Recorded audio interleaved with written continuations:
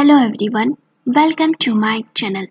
आज की कहानी है बहू तुम घर पर ही रहोगी, डांडिया खेलने नहीं जाओगी।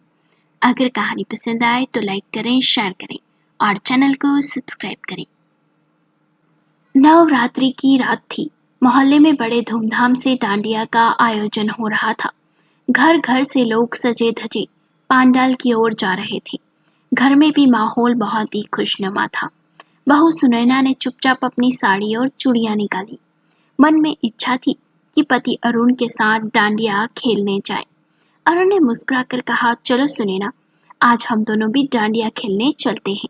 शादी के बाद दोनों डांडिया खेलने के लिए पहली बार जा रहे थे, इसलिए दोनों ही बेहद उत्साहित थे।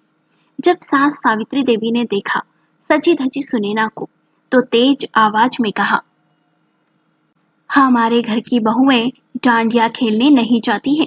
तुम घर पर ही रहो बहू, समझी। ये सुन सुनैना का चेहरा उतर सा गया। तभी उन्होंने अपनी बेटी पूजा को कहा, पूजा बेटा, तू तैयार हो जा, तेरे भैया के साथ डांडिया खेलने जाएगी तू। अरुण वहीं बैठा था। उसे ये सुनकर बहुत ही बुरा लगा। अरुण ने माँ से कहा, माँ, मुझे एक बात समझाइए। सुनैना मेरी पत्नी है, हमारे घर की बहू है। जब उसे मंदिर, पूजा, व्रत सब करने का हक है, तो नवरात्रि जैसे पावन पर्व में डांडिया खेलने की खुशी क्यों नहीं? क्या सिर्फ इसलिए कि वो बहू है, आपकी बेटी नहीं? सावित्री देवी चुप हो गई। अरुण थोड़ा सख्ती से बोला, माँ, अगर बहू बेटी जैसी नहीं हो सकती, तो बेटी भी बहू जैसी नहीं हो सकती।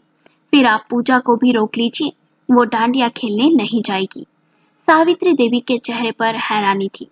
सुनैना ने रोते हुए अरुण से कहा, नहीं अरुण जी, रहने दीजिए, मैं घर पर ही रह लूंगी।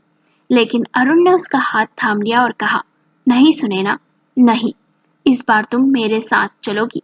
नवरात्रि माँ दुर्गा का पर्व है और माँ दुर्गा ने ही सिखाया है कि औरत शक्ति है, बोझ नहीं।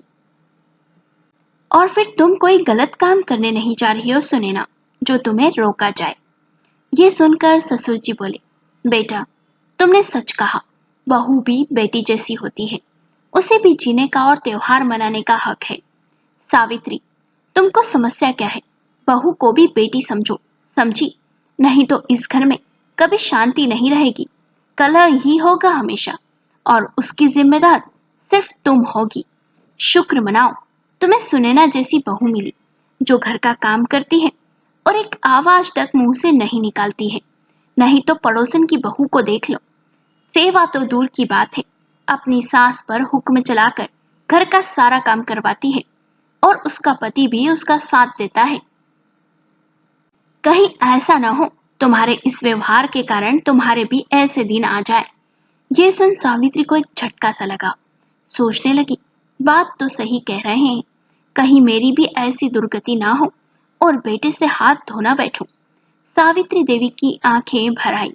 उन्होंने बहू को अपने पास बुलाया और कहा, बेटी, आज मैंने तुझे बहू समझकर रोका, पर सच तो यह है कि तू मेरी बेटी से भी बढ़कर है। जा, आज तू भी मेरी पूजा की तरह डांडिया खेलने जा अरुण के साथ। सुनैना ने सास के पैर छुए। फिर अरुण और सुनैना साथ में डांडिया खेलने गए। उस नवरात्रि के बाद घर का माहौल बदल गया। सास ने समझ लिया कि बहू को रोकना नहीं, बल्कि बेटी जैसा मान देना ही माँ दुर्गा की असली पूजा है। उसके बाद सुनैना को उसकी सास बेटी की तरह मानने लगी। अगर आपको कहानी पसंद आई हो तो लाइक करें, शेयर करें और चैनल को सब्सक्राइब करें और कमेंट करके बताएं कि आपको कहानी कैसी लगी। और हमारे फेसबुक पेज ग्रह कथा को फॉलो करें। तो मिलते हैं अगली कहानी में।